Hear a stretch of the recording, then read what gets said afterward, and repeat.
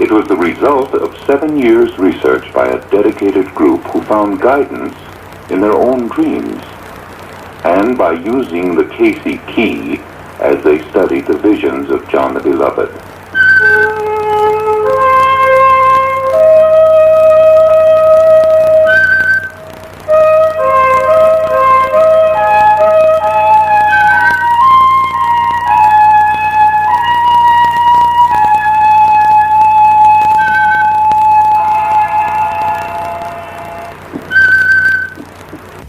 Exiled on Patmos, John had a vision while in trance and free from bodily influence. John says, "I was in the Spirit on the Lord's day, and I heard behind me a loud voice like a trumpet. On turning, I saw 7 golden candlesticks, and in their midst one like a son of man, whose face shone like the sun, and in his right hand he held 7 stars. I heard him saying, 'Fear not, I am the first and the last. I am he that liveth and was dead, and behold, I am alive forevermore. Amen.'" And the voice and the figure represent John's highest self, that never corrupted awareness in each of us, which can speak as the divine, the Christ within. In terms of modern psychology, this is the authority figure, the overself, or John's superconscious mind. In Cayce terms, this is the Christ within. John's overself explains the mystery of the 7 stars. "The 7 stars are the angels of the 7 churches, and the golden candlesticks are the 7 churches.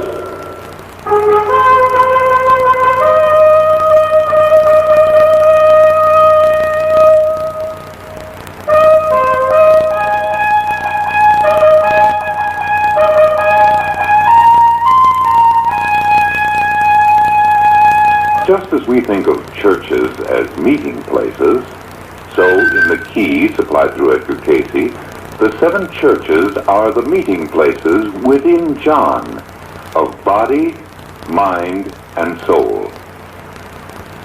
Modern science knows of these meeting places as glands or centers of the endocrine system, fountainheads of various kinds of energy. Science lists them beginning with the pituitary, the master gland, whose hormones regulate not only growth, but the hormone balance within the whole body. The pineal, just above and behind the pituitary, sits deep between the lobes of the brain. Its function, science still doesn't half explain, but admits an association with memory. At the base of the neck is the thyroid, the pace setter, the center of the will. Then, the thymus, the gland that carries our immunities and aids growth in childhood. The adrenals, that respond to the pituitary, both via the blood and through the nerves, to control bodily needs, particularly in fear or in anger. The cells of Leydig, only recently proven to exist, and known to have something to do with imagination and creative thinking. The gonads, seat of sexual energy, and as Casey said, also the generator of bodily energies. In John's vision, each of these centers is shown to possess a mind cell, symbolized by the star or angel of the church. To these angels, or mind cells, John's superconscious again directs him to write. Unto the angel of the church of Ephesus, I know thy works, and thy labor, and thy patience. Nevertheless, I have somewhat against thee, because thou, Ephesus, or the gonad center, is the first to be warned against misuse of its powers for self-indulgence.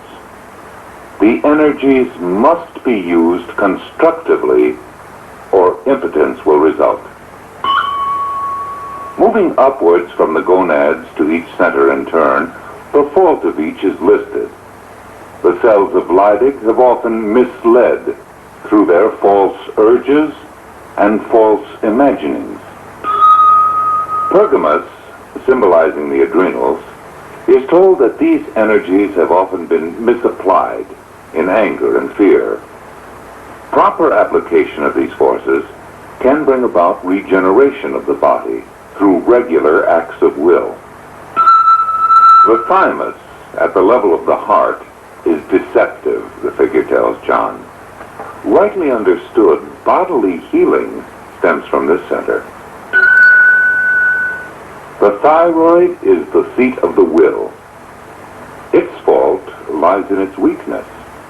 Thou livest and art dead. Hold fast, and I will not blot out thy name from the book of life. He that hath an ear, let him hear. Only the pineal center, which records all experience, the seat of memory, is commended for its faithful, flawless service. Thou hast kept my word. The pituitary is the master gland, exercising control and balance over the other 6 centers. Its fault is indecision. Thou art neither hot nor cold. It is told to be decisive. Buy of me gold, tried in the fire, and to improve its sense of values. To him that overcometh will I grant to sit with me in my throne. He that hath an ear, let him hear what the Spirit saith unto the churches.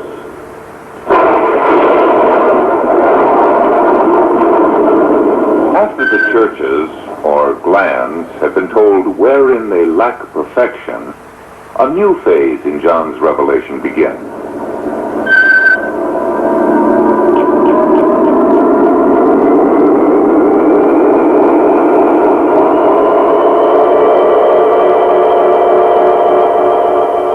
John is shown a throne, surrounded by 4 beasts, 7 lamps, and 24 elders wearing crowns. In the midst of them is a sea of glass.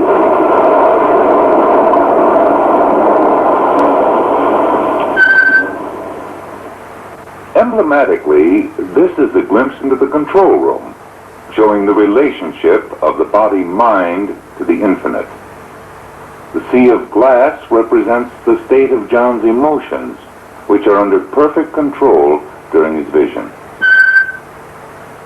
The four beasts around the throne make up John's animal nature, which stems from the four lower centers.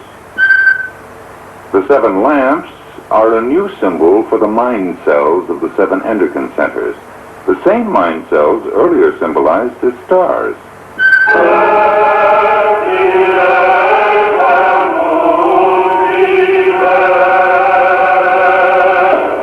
The 24 elders, here shown surrendering their rulership to the divine within, are 12 pairs of cranial nerves, which lead to the senses: hearing, sight, smell, touch and taste, and the motor nuclei.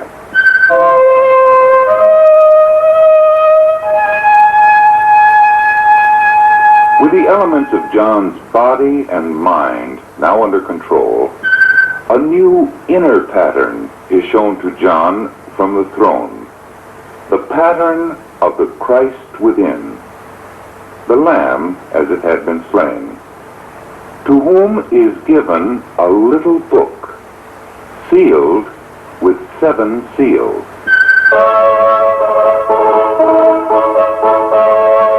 This lamb-like pattern, symbolizing patience through suffering, is acknowledged by the senses to be their rightful ruler. The book is the body, through which life's lessons are experienced. The 7 seals on the back of the book represent again the 7 endocrine centers. The Lamb is about to show John the power of the forces within each center. One by one, the seals are opened. The power of bodily forces moving through each of the 4 lower centers is symbolized by 4 horses that issue from the book: the white, the black, the red, and the pale horse. The opening of the 3 higher centers is accompanied by earthquakes, bodily trembling, and mental blackout, as consciousness is now centered in the subconscious only, as in sleep. In chapter 7, control of John's consciousness is portrayed as 4 angels holding back the 4 winds of the earth, that is, the forces that move the 4 elements of the body: the physical, the emotional, the mental, and the soul forces. In actual body structure, the classifications would be the bones, muscles, and tendons of construction, the blood and all fluids that maintain life, the brain and spinal cord, and the central nervous system. With bodily forces immobilized, a minimum number of cells are consecrated, chosen for a special purpose, like Israel. The influence of these consecrated cells is powerful enough to spiritualize all other cells in time. Were these 144,000 cells throughout the body to be assembled, they wouldn't even cover a man's thumbnail.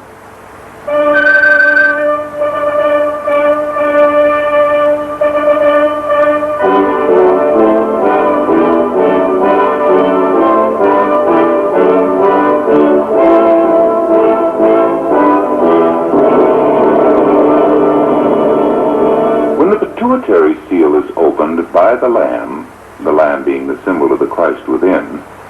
The angel trumpeters sound. That is, all the glands are stimulated by the pituitary hormones entering the bloodstream.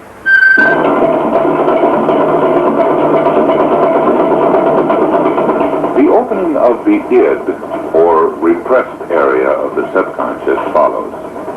And John is freed of the odious hybrid forms of thought which have impeded his progress.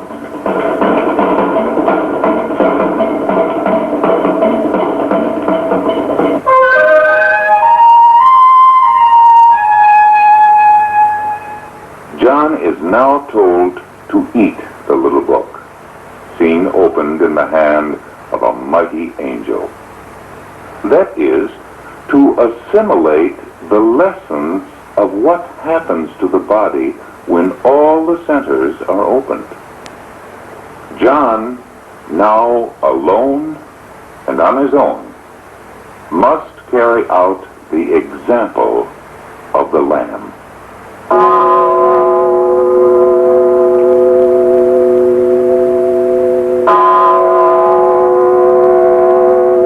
In chapter 11, John is given a rod with which to measure the temple. That is, to take stock of his inner development. The outer court, or the body, can be left out, he's told.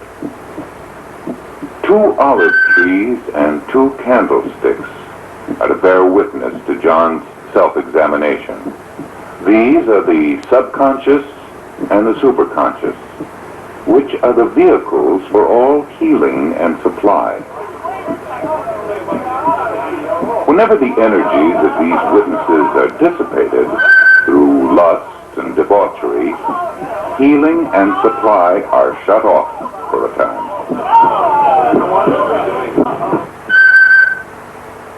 John's account of his own experiences ends here. From chapter 12 on,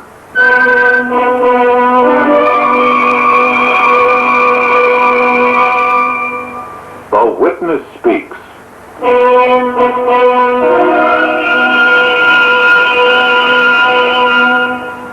Of the universal soul of man. Whenever the energies of these witnesses are dissipated through lust and debauchery, healing and supply are shut off for a time.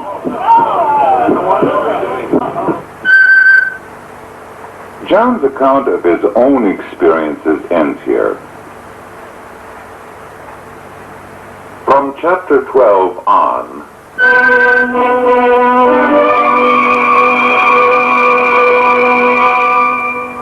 the witness speaks.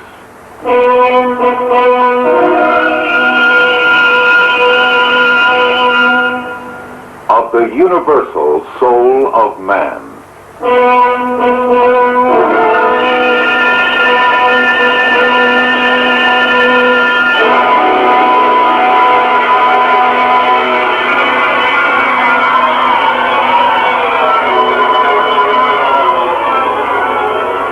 A woman is now seen travailing to give birth to a child. A red dragon is waiting to devour it as soon as it appears. However, the newly born child escapes from the reach of the dragon. Thus, the infant mind of universal man is shown to have come out of the soul, which is here symbolized as the mother. The angel Michael wars with the dragon, for even before man came into materiality, the rebellious urges, as the dragon, had appeared with the creation of the conscious mind. Duality in man had begun at that point. The defeated dragon is cast down to earth. The symbology shows that the mind of man and the devil of self-will be entrapped together in materiality. The mother, or soul, also escapes the dragon by being withdrawn below the conscious level and eludes involvement with the emotional tides that flood out of the rebellious urges.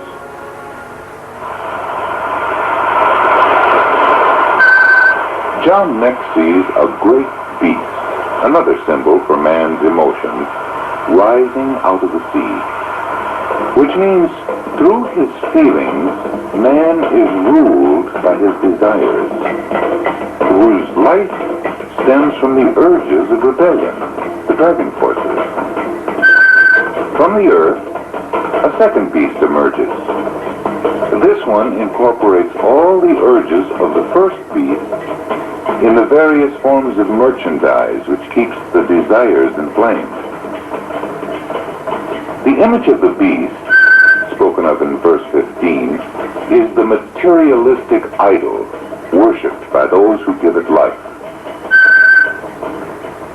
To recapitulate, with the coming of man, a parallel activity takes place. Self-will takes over in the first separation from God. Man has not yet come to materiality. Once the rebellious nature is activated in the emotions, the creature spawns physical drives which rule the unspiritualized man through his senses.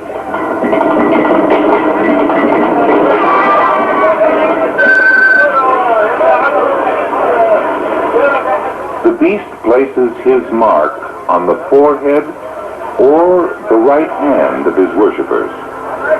That is, the unspiritualized man, whether he works with his mind or his hands, performs in patterns recognizable to his own kind.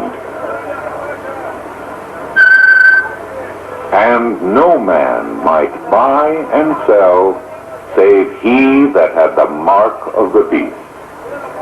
That is, individuals who do not have the characteristics of the beast's mentality are not acceptable to this fraternity. The number 666 symbolizes the relationship between natural, unspiritualized man and his creature, the beast, who developed out of the earthly desires.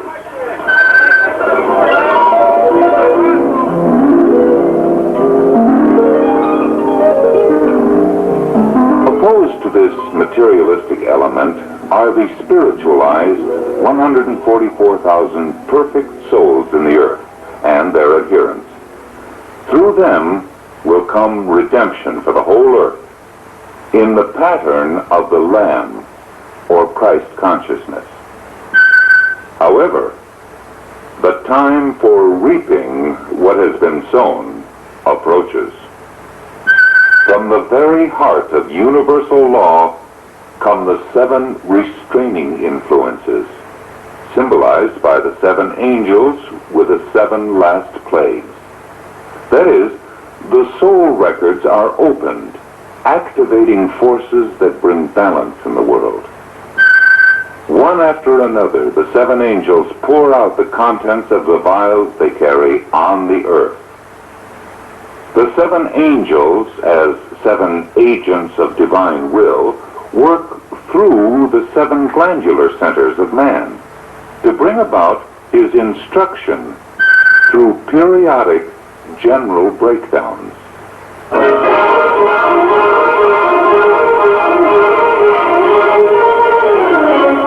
As man's institutions crumble away, the dragon and the beast yield up 3 unclean spirits out of their mouths. That is, the propaganda of distortions that has misled mankind.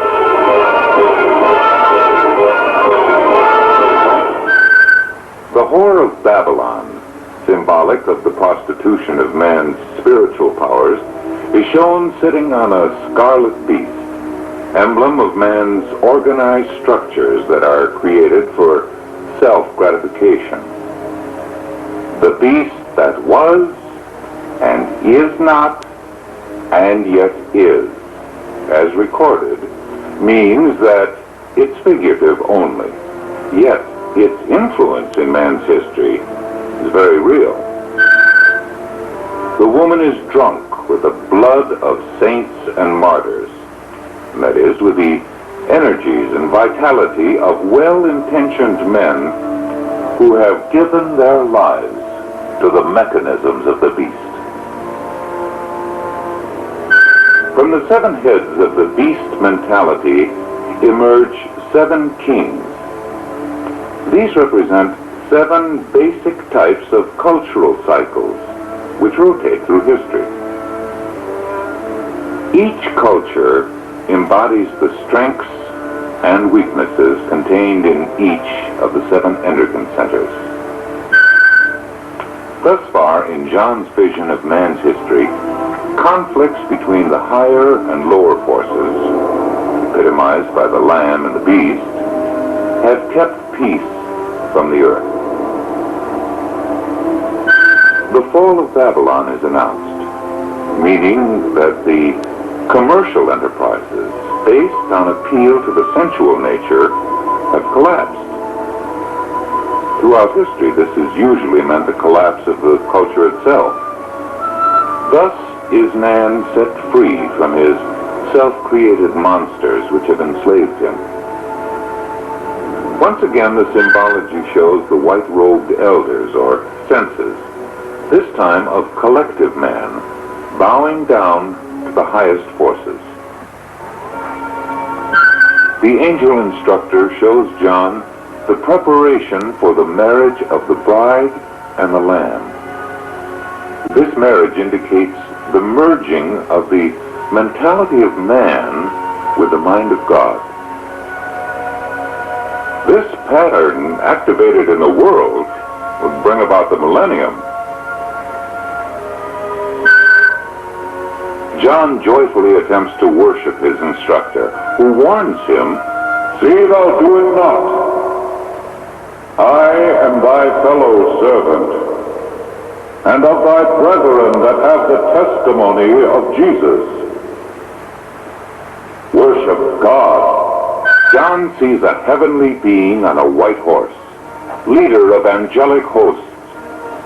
This is man's new relationship to the forces, because he has overcome. The infant, born to the woman in travail, has come to maturity as the ruling force in the world. The figure on the white horse now thrusts the beast and the false prophet into the lake of fire. That is, once the new man is divinely motivated, he's able to overcome his own creatures which have misled him for so long. The dragon, which had spawned the beast and the false prophet, is now confined to the bottomless pit for the period of 1,000 years. As a result of the temporary elimination of this great force, the evolved souls arise to enter their rightful positions of power in the world. This is called the first resurrection.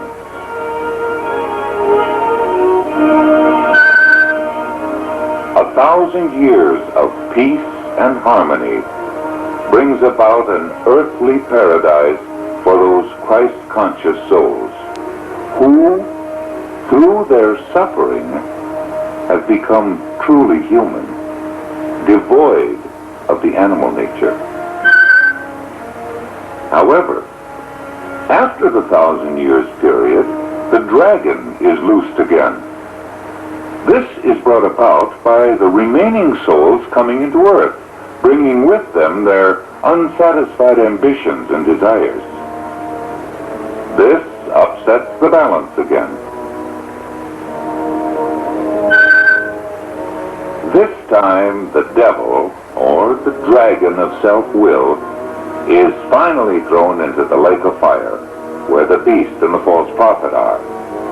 This is the second death, the experience of those who have come into understanding and then fallen away. Through craving fulfillment of the earthly appetites arising from the cells of the body, they experience the second death. John now sees the new Jerusalem coming down from heaven. The superconscious mind explains that the city is man's perfected state, which can perfectly manifest the divine within. The dimensions of a city 4 square is simply a mathematical equation for perfection. The gold and precious stones are earth experiences transmuted to gems through the purifying fire of stress and strain. The throne of God and the Lamb is shown with a stream of pure water flowing from it. This is emblematical of God and perfected man being one in will and purpose. The tree of life is watered by it, which brings perfect healing and supply through natural means. The so-called curse, the self-induced limitations on man and the earth, has now been removed. Again, John attempts to worship the overself, with the same result. See thou do it not, for I am thy fellow servant, and of thy brethren the prophets, and of them which keep the sayings of this book. Worship God. The overself, the Alpha and Omega, gives more information about himself. He represents the real entity, the original state of consciousness still within each man. Man at the point where the human touches the divine.